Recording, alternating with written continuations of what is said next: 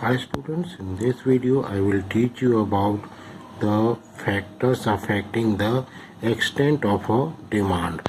The market of any commodity can be large or small. It depends on various factors which affect the extent of a market. The factors can be classified into two categories. कोई भी जो market का size जो होता है वो या large हो सकता है या स्मॉल हो सकता है। ये सब चीज़ें कुछ फैक्टर्स के ऊपर डिपेंड करती हैं जो कि किसी मार्केट के एक्सटेंट को क्या करते हैं, अफेक्ट करते हैं। कुछ इसके जो पॉइंट्स हैं वो दो पार्ट में डिवाइडेड है। फर्स्ट है नेचर और क्वालिटी ऑफ द कमोडिटी, जिसका जो फर्स्ट पॉइंट है extent of demand. The commodity which has a constant demand throughout nation or the world has the wider market than the commodity which is demanded in some section of a society. The market of sugar is wider because it's consumed by all over the society. The market of wheat is extensive and the market of milk is limited. तो इस point में उन्होंने ये बताया कि कोई भी जो कमोडिटी है अगर उसकी जो डिमांड है वो क्या है, कांस्टेंट है। अगर उसकी डिमांड क्या है, कांस्टेंट है, तो उस कमोडिटी की जो मार्केट है वो कैसी होगी, वाइडर होगी। उस कमोडिटी की कंपैरिजन में जिसको की डिमांड जो है कांस्टेंट नहीं रहती और जिसकी डिमांड सिर्फ कुछ सेक्शन ऑफ सोसाइटी के लोग ही करते हैं। Second point is durability.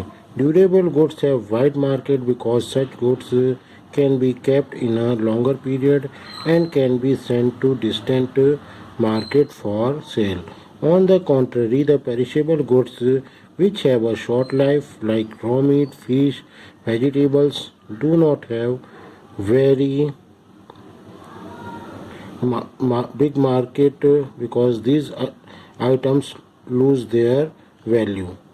Second point दिया हुआ है ड्यूरेबिलिटी। इसमें उन्होंने बताया कि जो गुड्स ड्यूरेबल होते हैं उनकी मार्केट कैसी होती है, वाइड होती है, क्योंकि उनको एक लॉन्गर पीरियड, एक लंबे समय तक केप्ट रखा जा सकता है और उनको डिस्टेंस, जो दूरी की मार्केट है, वहाँ पे सेल करने के लिए भी भेजा जा सकता है। कॉन्ट्ररी वे में उन्होंने कहा है कि जो पेरिशेबल गुड्स होते हैं और जिनकी लाइफ कैसी होती है, शॉर्ट होती है, उनका जो मार्केट होता है वो इतना ज़्यादा एक्सटेंट नहीं होता। Third point is the facility of grading and sampling. If the goods are to be divided into various grades, it will have wide markets, such as a market of wheat, cotton, rice. By showing samples and gradation, goods are sold easily. Their advertisement become convenient and buyers also feel much facility in buying them.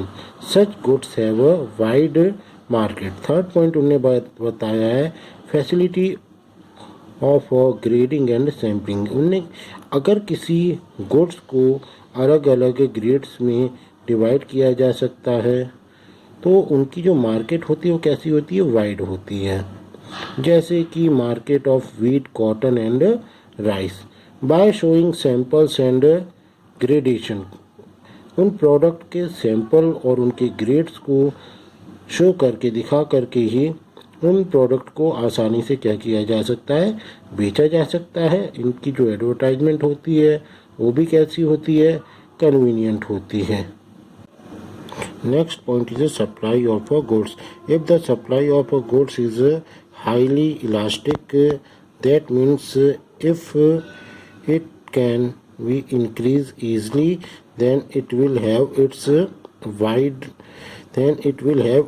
wide market. जो next point उन्होंने बताया supply of goods, इसमें उन्होंने क्या बताया कि if the supply of goods is highly elastic, अगर किसी जो गुड्स है उसकी जो सप्लाई है वो कैसी है, बहुत ज़्यादा इलास्टिक है, दैट मीन्स उसकी जो सप्लाई है उसको आसानी से हम क्या कर सकते हैं, इंक्रीज़ कर सकते हैं, और ऐसे प्रोडक्ट की जो मार्केट होती है वो भी बहुत ज़्यादा क्या होती है, वाइड होती है.